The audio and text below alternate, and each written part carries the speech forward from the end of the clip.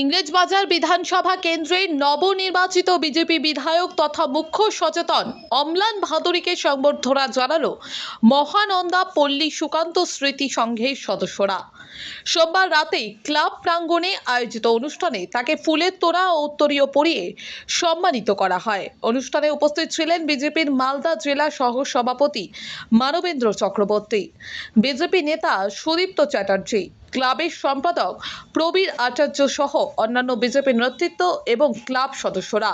এদিন ক্লাবের পক্ষ থেকে নবনির্বাচিত বিধায়কের কাছে এলাকার সার্বিক উন্নয়ন, নাগরিক পরিষেবার মনোন্নয়ন এবং শান্তি শৃঙ্খলা বজায় রাখতে কার্যকর উদ্যোগ গ্রহণের আবেদন জানানো হয়।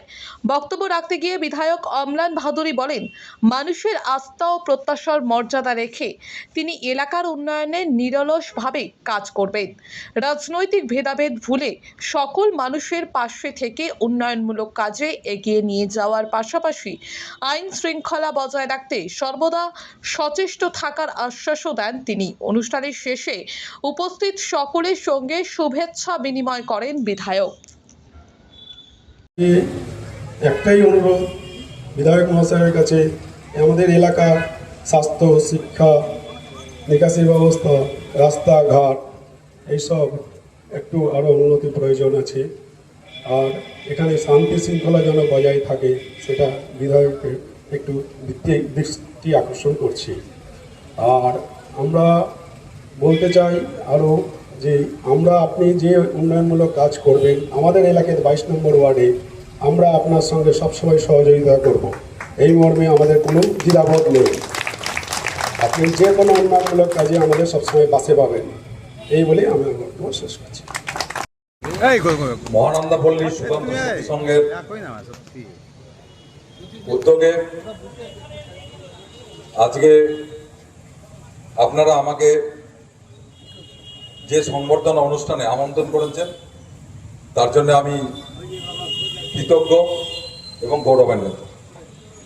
আমি আপনাদের ক্লাবের সকল সদস্য, সম্পাদক, সভাপতি সহ আজকে এই মঞ্চের সভাপতি মানবেন্দ্রবাবু সহ যারা এই এলাকার আছেন সকলকে আমি আন্তরিক আমার নমস্কার এবং শুভেচ্ছা জানাই। আজকের এই মঞ্চে উপস্থিত আছেন আমাদের মঞ্চে সেভাবে বলা সম্ভব হচ্ছে না। আমাদের বিধানসভা ভোট প্রায় দেড় মাস হয়ে গেছে, কিন্তু আমি কোনো জায়গায় যেতে পারিনি। তার একটা কারণ ছিল যে আমি যখন বিধানসভা ভোটের 4 তারিখ রেজাল্ট বেরোতো, তারপরে আমার কলকাতা থেকে ডাক পড়ল, পার্টি আমাকে ফলতা ইলেকশনের দায়িত্ব দিয়েছে। সেখানে 10 দিন থাকার পর আমি মালদায় আসলাম। তারপরে আবার ডাক পড়ল, ডাক পড়ে বিধানসভায় মুখ্য সচেতকের দায়িত্ব পড়ে গেল এবং সেখানে আটকে গেল।